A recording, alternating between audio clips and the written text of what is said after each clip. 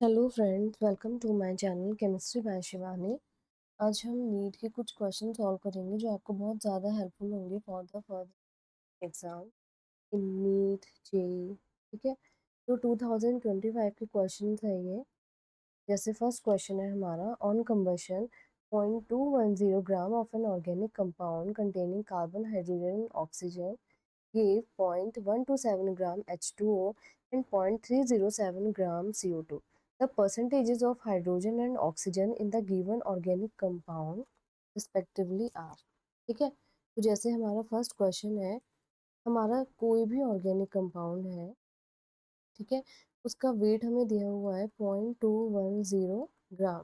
ठीक है, जिसकी हम कंबशन कराएंगे। ठीक है, हमने ऑक्सीजन के साथ उसकी कंबशन कराई, तो हमारे पास जो प्रोडक्ट फॉर्म हुए यहाँ पे वो क्या है, water molecule plus carbon dioxide.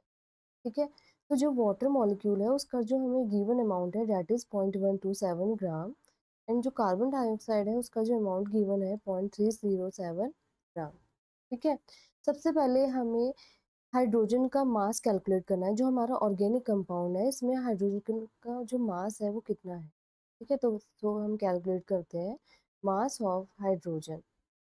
ठीक है, तो हमें अमाउंट जो गिवन है वो कितना है, 0.127।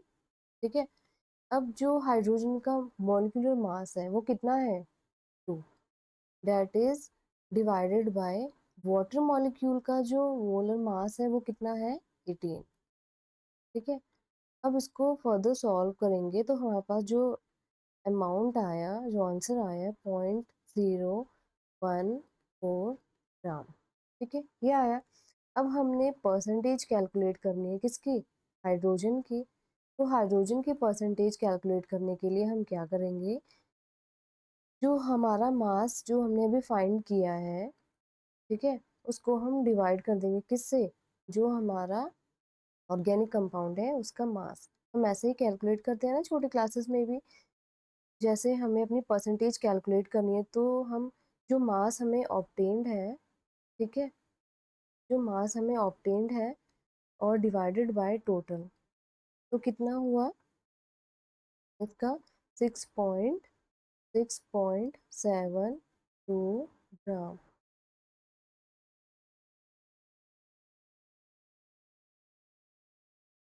6.72 ग्राम। ठीक है, अब हम मास कैलकुलेट करते हैं, मास ऑफ कार्बन।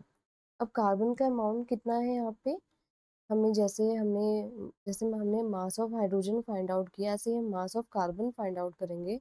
तो 0.307, कार्बन का मास कितना होगा, 12। एलिमेंटल कार्बन है, एलिमेंटल कार्बन का मास कितना होगा, 12। 12 डिवाइडेड बाय ओवरऑल CO2 का मोलर मास कितना है, 44। ठीक है, हम इसको सॉल्व करेंगे तो हमारा जो मोलर मास जो हमारा फाइंड आउट हुआ वो है 0.084 ग्राम। ठीक है, इसी तरह से हम परसेंटेज निकालेंगे किसकी, कार्बन की। 0.084 डिवाइडेड बाय 0.210 इंटू 100, कितना आया, 39.87। ठीक है, इतना परसेंटेज, परसेंटेज की सॉरी कोई यूनिट नहीं होती है। ठीक है, उसी तरीके से हमें पता है कि हमारे परसेंटेज अमाउंट निकल गया है, तो हम निकाल देंगे, हम डायरेक्ट परसेंटेज ही निकाल लेते हैं क्योंकि मास तो हमें ओवरऑल पता है। तो percentage of oxygen that is equals to कितना, परसेंटेज हम 100 में से ही फाइंड आउट करते हैं। तो 100, 6.73 प्लस 39.87 कितना आया, 53.41। तो ये है हमारा आंसर। हमारा ऑक्सीजन जो जितना प्रेजेंट है ऑर्गेनिक कंपाउंड में, और हाइड्रोजन जो हमारा प्रेजेंट है वो ये है, और कार्बन कंटेंट जो है वो। ठीक है, आई होप आपको समझ आया हो। ठीक है, तो नेक्स्ट क्वेश्चन की तरफ प्रोसीड करते हैं। Next question, mass of magnesium required. यहाँ पे हमें मैग्नीशियम का मास निकालना है। ठीक है। To produce 220 ml of hydrogen gas at standard temperature और pressure on reaction with excess dilute HCl। ठीक है, हमें यहाँ पे मैग्नीशियम का मास फाइंड आउट करना है, उसकी हम रिएक्शन करवाते हैं एक्सेस ऑफ डाइल्यूट HCl। ठीक है, तो सबसे पहले हमें यहाँ पे वॉल्यूम गिवन है। ठीक है, अगर हमें वॉल्यूम गिवन होता है तो हम सबसे पहले क्या करते हैं, नंबर ऑफ मोल्स कैलकुलेट करते हैं। नंबर ऑफ मोल्स कैसे कैलकुलेट करेंगे हम, उसको डिवाइड करेंगे स्टैंडर्ड वॉल्यूम से 22.7 लीटर। अगर हमें number of moles find out मिल जाते हैं, तब हम मास कैसे कैलकुलेट कर सकते हैं, by multiplying it's molar mass. ठीक है, समझ आया। अगर हमें वॉल्यूम गिवन है तो सबसे पहले हम number of moles find out करेंगे। Number of moles find out करने के बाद हम उसका मोलर मास फाइंड आउट कर सकते हैं। ठीक है, सॉरी, मास फाइंड आउट कर सकते हैं by multiplying with molar mass. ठीक है, तो हम मास कैलकुलेट करते हैं। मास कैलकुलेट करने से पहले हम number of moles find out करते हैं, नंबर ऑफ मोल्स। ठीक है, तो नंबर ऑफ मोल्स कैसे फाइंड आउट करेंगे, जैसे मैंने आपको बताया, अगर हमारे पास यहाँ पे जो वॉल्यूम है वो कितना है, 220 ml। ठीक है, हम ml में ना लेकर के हम उसे लीटर में लेते हैं, तो लीटर में लेने के लिए हम क्या करेंगे, उसे 1000 से डिवाइड कर देंगे। अब हमारे पास ये क्या आ जाएगा, लीटर में वॉल्यूम। ठीक है, उसके बाद ठीक है, अब हमने और इसको हम डिवाइड करते हैं इससे 22.7 लीटर से। ये भी हमारा लीटर में हो गया वॉल्यूम, और ये जो हमें गिवन वॉल्यूम था वो भी हमारा किस में हो गया, लीटर। ठीक है, अब उसके बाद हमें number of moles find out करने हैं, तो हम उसको क्या करेंगे, फिर मोलर मास से, सेकंड स्टेप क्या है, मोलर मास से मल्टीप्लाई करेंगे। हमने उसको मोलर मास से मल्टीप्लाई किया। ठीक है, अब 0 से 0 कैंसिल, फर्दर सॉल्विंग हमारे पास कितना मोल्स आए, 0.232 ग्राम, बट आंसर हमें किस में गिवन था, मिलीग्राम में। ठीक है, तो हम इसको चेंज कर लेंगे। हमें पता है कि 1 gram is equal to 1000 milligram. अब मिलीग्राम में चेंज करने के लिए हम इसको क्या करेंगे, 1000 से मल्टीप्लाई कर देंगे, 232 इंटू 1000। मैंने कैलकुलेट किया, थोड़ा लास्ट में मिस्टेक है, इतना चलता है। तो 232 मिलीग्राम। ठीक है, आपको सबसे पहले मूल कॉन्सेप्ट आपको आना चाहिए। ठीक है, तभी आप नीट जी के क्वेश्चन सॉल्व कर पाएंगे। ठीक है, तो नेक्स्ट क्वेश्चन पे चलते हैं। नेक्स्ट क्वेश्चन हमारा ये है। ठीक है, हमारे पास 10 ml of 2 molar NaOH solution. ठीक है, NaOH सोल्यूशन है हमारे पास। ठीक है, उसकी हम रिएक्शन करवाते हैं किसके साथ, HCl सोल्यूशन के साथ। कितना है NaOH सोल्यूशन हमारा, 10 ml, 10 ml और 2 मोलर, और HCl कितना है, 20 ml और 1 मोलर। ठीक है, तो हमारे पास ये क्या बना, NaCl प्लस H2O। ठीक है, solution kept in a beaker, जो सोल्यूशन हमारे पास है इसको हमने एक बीकर में रखा है। Now 10 ml of this mixture. ठीक है, आफ्टर रिएक्शन हमने इसका 10 ml लिया इस मिक्सचर का, उसको हमने पोर किया एक वॉल्यूमेट्रिक फ्लास्क में, that is 100 ml containing 2 moles of HCl। इसमें ऑलरेडी कितने हैं, 2 मोल्स हमें गिवन है। HCl के कितने मोल्स हैं, 2 मोल्स हमें ऑलरेडी गिवन है। Is made the volume up to the mark with distil water, the solution in this flask is. ठीक है, जो हमारे पास HCl है, हमें उसकी यहाँ पे मोलारिटी बतानी है, हमें नंबर ऑफ मोल्स गिवन है। ठीक है, हम सॉल्व करते हैं आगे। तो अगर हमें 10 ml गिवन है और 20 मोलर उसकी हमें मोलारिटी गिवन है, जब भी हम ml को और मोलारिटी को मल्टीप्लाई करते हैं तो हमारे पास क्या मिलते हैं, मिली मोल्स। क्या मिलते हैं, मिली मोल्स। ठीक है, तो हमने इसको मल्टीप्लाई किया, हमारे पास कितने मिले, 20 मिली मोल्स, और ये कितने मिले हमें, 20 इंटू 1, 20 मिली मोल्स। ठीक है, अब जितना हमारे पास हमें पता है कि जो NaOH है वो हमारा स्ट्रॉन्ग बेस है और जो HCl है वो हमारा स्ट्रॉन्ग एसिड है। जब भी हम स्ट्रॉन्ग एसिड और स्ट्रॉन्ग बेस की रिएक्शन करवाते हैं तो हमारे पास न्यूट्रलाइजेशन होती है। हमारे पास क्या बनता है? Salt of strong acid and salt of strong base. ठीक है, तो ये हमारे पास क्या एक तरह से न्यूट्रलाइजेशन रिएक्शन है।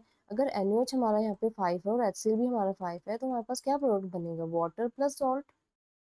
हम छोटी क्लासेस में ये पढ़ते हैं ना, क्या बनेगा? Water plus salt. ठीक है, तो इसकी 2 मिलीमोल्स इसके साथ रिएक्ट करके क्या हमारे पास 0 मिलीमोल्स, हमारे पास कुछ नहीं बचा है। हमारे पास क्या बचा है? सिर्फ और सिर्फ सॉल्ट। ना हमारे पास कोई एसिड बचा है ना हमारे पास बेस। अगर यहाँ पे हमारे पास 15 मिलीमोल्स होते, ठीक है, और इसके 20 मिलीमोल्स होते तो हम बोल सकते थे कि जो हमारे पास जो हमारा प्रोडक्ट है वो हमारा क्या होगा? एसिडिक। एसिडिक कैसे?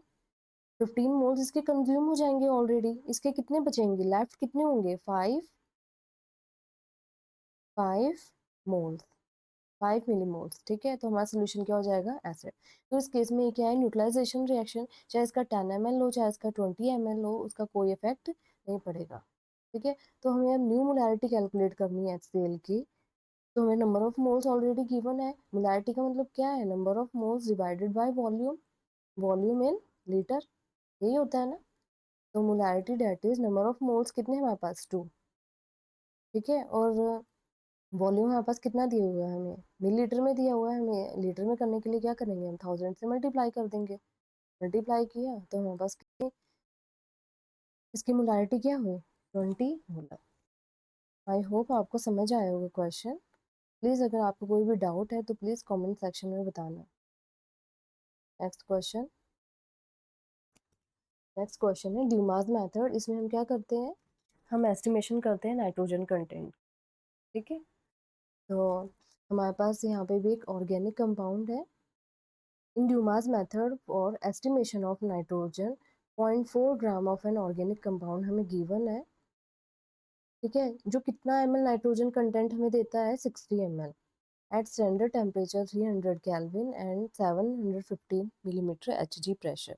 ठीक है, जब भी हम एस्टिमेशन करते हैं नाइट्रोजन की, ठीक है, तो हम हमारे पास क्या क्या गिवन है? यहाँ पे प्रेशर है हमें पता है, ठीक है, टेम्परेचर हमें पता है, ठीक है, और वॉल्यूम हमें पता है। ठीक है, जब भी हम इन 3 चीज़ों के साथ डील करते हैं हम हमेशा किसको रिमेंबर करते हैं? Ideal gas equation. PV equal to NRT। ये क्या है? हमारी आइडियल गैस इक्वेशन है जो हम स्टेट्स ऑफ मैटर में पढ़ते हैं।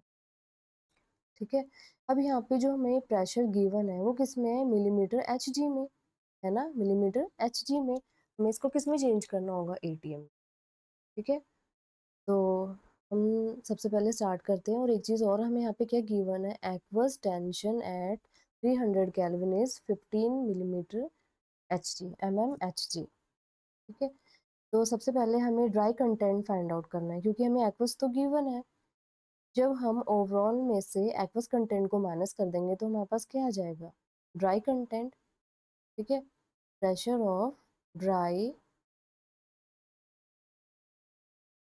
ड्राई एंड टू कंटेंट कितना हो जाएगा? 715 माइनस 15 कितना हो जाएगा? 700, 700 mmHg। ठीक है, अब हमारे पास जो प्रेशर है हमें किस में यूज़ करना है? यहाँ पे ATM में। ठीक है, तो 1 ATM कितना होता है हमारे पास? 1 ATM equal to 760 mmHg, 760 mmHg। ठीक है, तो हम निकालते हैं। सबसे पहले सेम यहाँ पे भी कंडीशन, हमें यहाँ पे number of moles find out करने हैं। जब हमें number of moles find out कर देंगे तब हम क्या निकाल सकते हैं? नाइट्रोजन का मास, गिवन अमाउंट जो हमें रिक्वायर्ड है। ठीक है, तो सबसे पहले हम number of moles find out करते हैं। Number of moles find out करने के लिए हम क्या करेंगे? Pressure into volume divided by R into T। R क्या है? गैस कांस्टेंट है। तो हमें यहाँ पे गैस कांस्टेंट की भी कौन सी वैल्यू लेनी है? क्योंकि हम ATM के साथ डील कर रहे हैं तो गैस कांस्टेंट की भी वैल्यू कौन सी होनी चाहिए ATM में? तो यहाँ पे हम कौन सी वैल्यू लेंगे? 0.0821 लीटर ATM, लीटर ATM पर मोल पर केल्विन। ठीक है, तो प्रेशर कितना है हमारे पास यहाँ पे 700। हमें इसको चेंज करना है एटीएम में, तो हम क्या करेंगे, इसको डिवाइड करेंगे किससे, 760 से। अब यहाँ पे हमें वॉल्यूम कितना गिवन है, 60 ml। वॉल्यूम कितना गिवन है, 60 ml। तो इसको भी हम चेंज कर देंगे किस में, लीटर में। डिवाइड कर देंगे इसको 1000 से। ठीक है, और हमारे पास कौन सी वैल्यूज बची, टेम्परेचर। अब हमारे पास क्या बचा है यहाँ पे, टेम्परेचर। टेम्परेचर कितना है, 300 केल्विन। तो 2 0 से 2 0 कट गई हमारे पास, एक ये एक ये। ठीक है, आफ्टर सॉल्विंग हमारे पास क्या न्यूमेरिकल वैल्यू आती है, 2.24 इंटू 10⁻⁻। ठीक है, अब हमारे पास नंबर ऑफ मोल्स यहाँ पे हमें मिल गए हैं। ठीक है, अब नंबर ऑफ मोल्स कैलकुलेट करने के बाद हम क्या कैलकुलेट करेंगे, नाइट्रोजन का मास। नाइट्रोजन का मास मैंने आपको बताया कि जब तक हमें मोल कॉन्सेप्ट नहीं आता हम मास कैलकुलेट करना नहीं जानते हैं। ठीक है, तो 2.24 इंटू 10⁻⁻3। नाइट्रोजन का मास कितना है, 28। हमें पता है कि जो नाइट्रोजन है वो कैसे एग्जिस्ट करता है, डायटोमिक मॉलिक्यूल होता है। एलिमेंटल फॉर्म में नाइट्रोजन का मोलर मास कितना होगा, 14। और डायटोमिक स्टेट में कितना होगा, 28। ठीक है, तो कितना आया हमारे pass on further solving, 0.02 gram, sorry 0.02 ग्राम। ठीक है, तो हमें परसेंटेज कैलकुलेट करनी है। परसेंटेज ऑफ नाइट्रोजन कितना आया है, जो हमने अभी फाइंड आउट किया है वो मास डिवाइडेड बाय जो हमें ऑर्गेनिक कंपाउंड है उसका मास कितना है, 0.4 इंटू 100। ठीक है, तो हमारा मास कितना आया इसका, परसेंटेज ऑफ नाइट्रोजन कितना है, 15.51%। ओके, आई होप आपको क्वेश्चन समझ आए हो कि उनको कैसे सॉल्व करना है, उनके साथ कैसे डीलिंग करनी है। तो प्लीज़ अगर आपको समझ आया तो please like share and subscribe. Okay, thank you.